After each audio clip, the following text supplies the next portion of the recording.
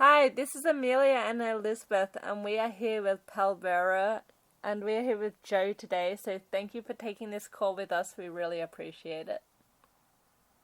Yeah, absolutely. So how's everything been for you? Well, I mean, it's been a pretty wild year so far, but it's kind of trying to stay sane.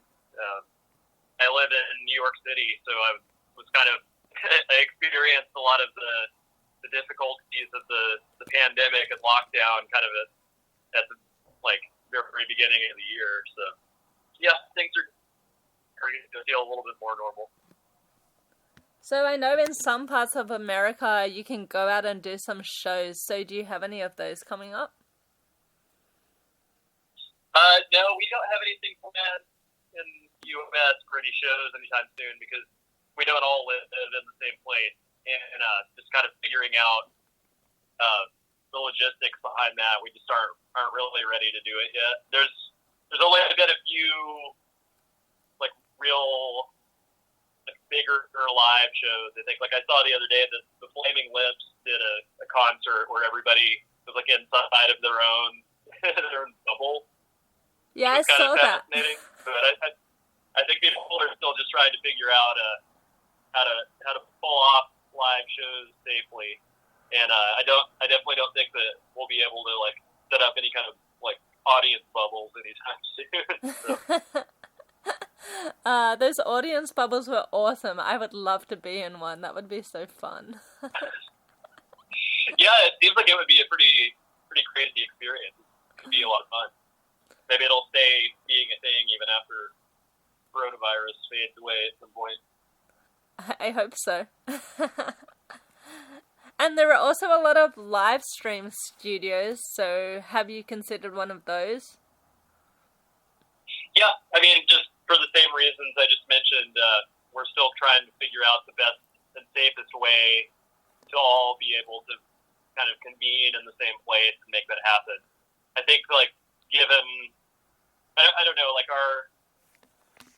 the way that our music is, it's very important for us to all be present in the same room. So doing kind of I know some bands have done a thing where they're all tracking separately, and it's just like on Zoom or something where it seems like they're all playing together. But I think that is just not really a scenario that Pallbearer would really thrive in. But I think that once we get to a point where we feel like it can be done, where all the safety concerns have been taken care of, and there's not a huge amount of quarantine time for anybody or anything like that, we definitely plan on trying to do some sort of live stream. A little less, I would say, a little less acrobatic than our previous record, and a little leaner and meaner. We wanted to do a record that was a little closer to what we feel like our live show is like, and kind of strip away some of the very studio-centric layers that we've honed in on the last couple albums. So yeah, I mean, I think that it's a very an album that we want to have a very high emotional impact, and it was there was a lot of soul searching that took place during the writing period. So I think that hopefully that's something that is communicated across the medium. And what was your writing and recording process on that album? For this record, we demoed all the material ahead of time. I wrote 4 of the songs on the record, and then Brett, who is the singer and one of the guitarists in the band, he wrote 4 of the records. And so we sent our demos back and forth, and then once everything was kind of in a certain state of readiness, we would get together and start rehearsing and further sculpting the songs into the finished product. And then once we knew where that sort of destination point was, we went into the studio with the producer Randall Dunn, who has worked with a lot of really amazing heavy and gritty artists, and we then sculpted the album even a little bit further in the studio. And what was it like working with Randall Don? It was really fantastic working with him because he has like a very holistic approach to his production style. Like he's very into essentially like coaching the best performances out of artists that he works with. And even though he has like some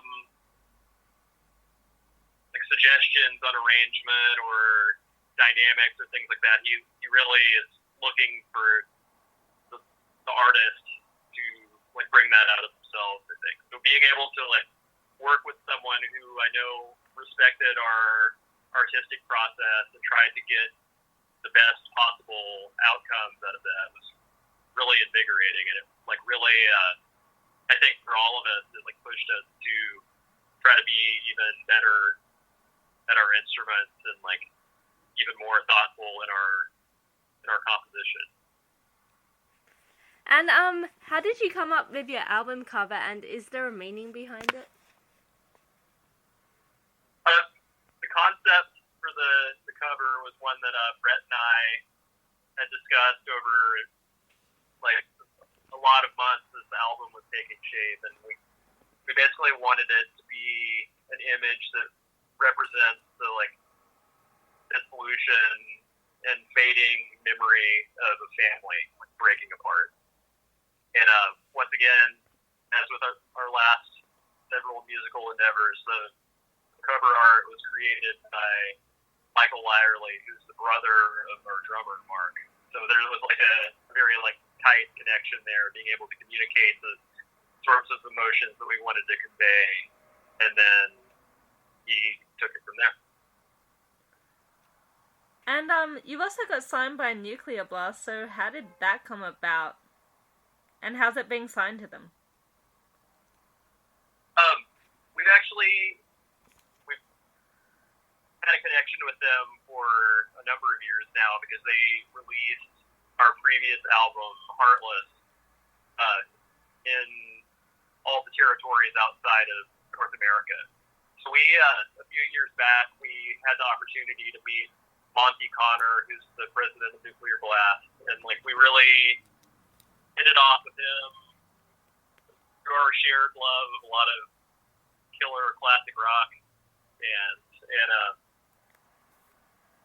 we have really grown to like love working with a lot of the press team and a lot of people that are especially in the UK offices. We've spent quite a bit of time with some of the people who work there in the PR department and stuff. So it's been a great label to work with. We're very happy. And you played Summer Breeze, so can you tell us more about that? Oh man, yeah, that was. I think it was like the last festival date on our European tour that we did a couple of years ago. Honestly, like I don't remember anything about it that like jumped out at me too much, other than the fact that Nurgle from Behemoth was doing a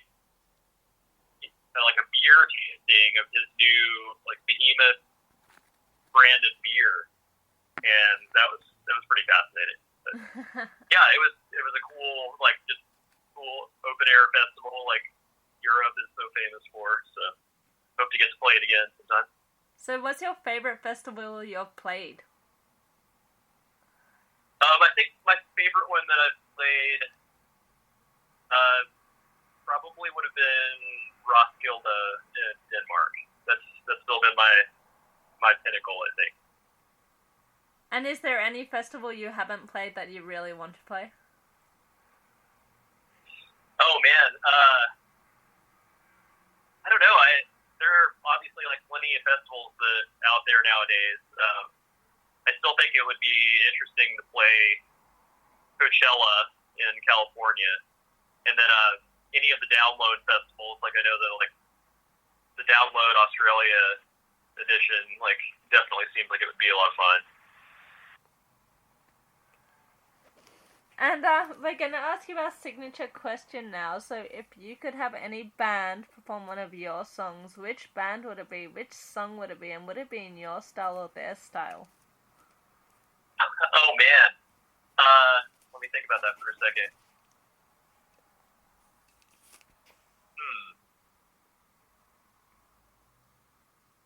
I'd like to hear Judas Priest play our song Cruel Road from our last record.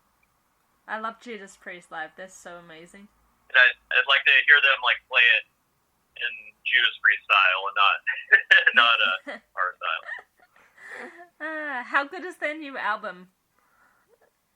Do you like it? It's been a while since I've listened to it. You're talking about the one that came out like 2 years ago, I think. Yeah. Or was it last year? Yeah. Frankly, I almost I remember putting it on and being like really blown away by it. But then being like, I liked it quite a lot more than Nostradamus.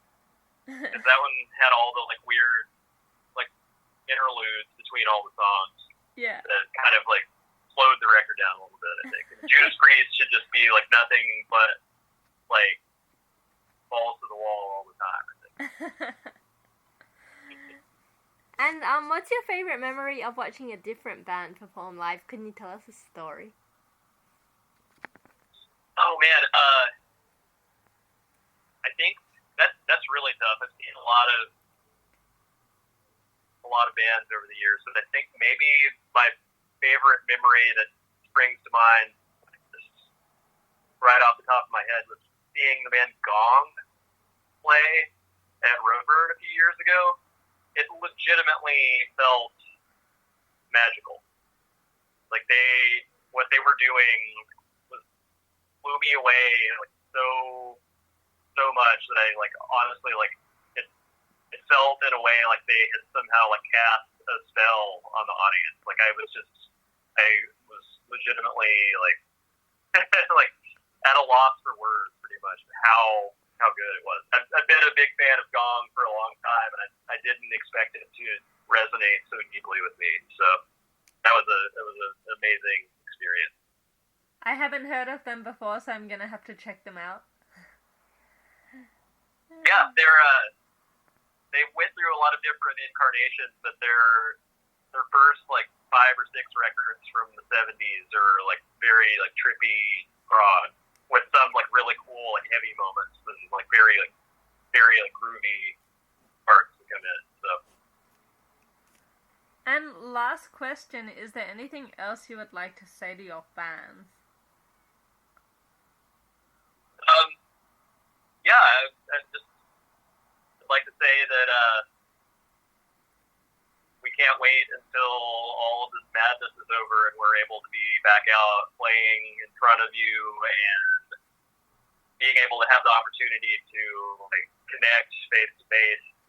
The absence of that in my life, and I think in like all our lives in the band, like it's really difficult to find something to fill that void right now.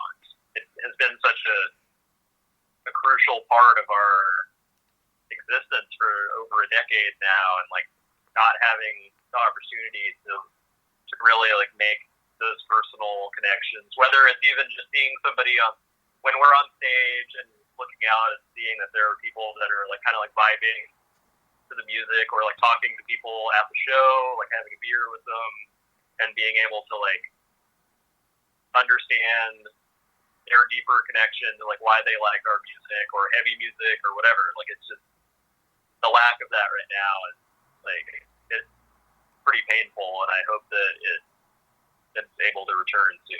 So that's what I'd like to say. We are looking to our fans, like we're looking forward to being with you in the same place again very soon, hopefully. Awesome. Thank you so much for this interview today. And just one more thing, there is a studio in San Diego called Rock and Roll San Diego, and they do like live stream with like 7 different cameras. So, and you can even all be in like separate rooms. So, interesting. Thank you for this interview today. We really appreciate it. Yeah, of course. Thank you. Yeah, definitely.